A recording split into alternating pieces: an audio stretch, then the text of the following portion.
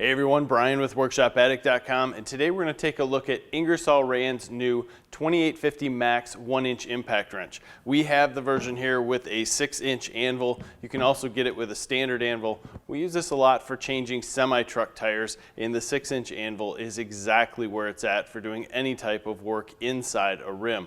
Now this has some pretty amazing specs at 2,100 foot-pounds max torque in reverse. 5,500 RPMs and 770 beats per minute.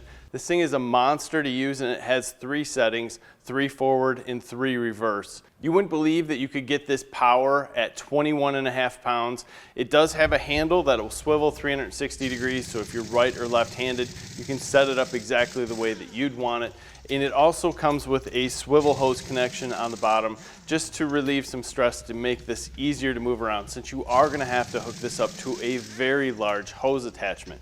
This unit will not put out the 2,100 foot-pounds without enough air pressure behind it, or actually volume. You need to keep that pressure up, so you need to have a large tank and a large hose. Anyone who's using these is going to know that, but I just want to throw it out here. So what we have is the older, heavier version, not as powerful behind us. You can see the handle bolts on, and there is a significant weight difference, well over 10 pounds between this. I mean, you can move this one, pick it up, move it around easily.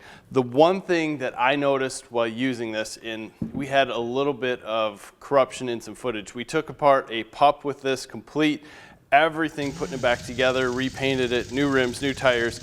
In the trigger on this, I'm used to a pneumatic trigger being a little more slow, easy to pull in. This one was more, I'd compare it to like a Gen 1 Glock 19, where once you got it to the point where it was going to come in, it just fell in and turns right on. And this is a big tool to have just snap on like that. But you get used to it really quick, and I imagine over time it'll wear itself in and work out excellent. There's nothing bad to say about this tool. Level 1, of course, it's all going to be about volume and air pressure, but level 1, running this tool at 110 PSI, we can put on a tractor tire and know that the lugs are more than 500 foot-pounds.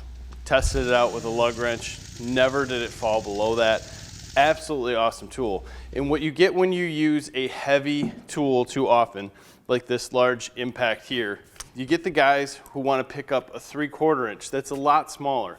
But what ends up happening here is you wear these little tools out. They're not meant for some of these larger jobs that you're using with the 1 inch. And these tools just burn up, burn up, burn up, because they're just being pushed and pushed and pushed too much. So as you can see here, this Ingersoll Rand has been well used, and mostly because this 1 inch was the backup, and it was so heavy that you didn't want to go to the 1 inch. You just simply sat at the 3/4 and said, well, it'll take me a little bit longer, but I don't have to wrangle this beast. This new 2850 solves that problem, mostly due to weight, ease of moving around, and simply having all the power that you could imagine.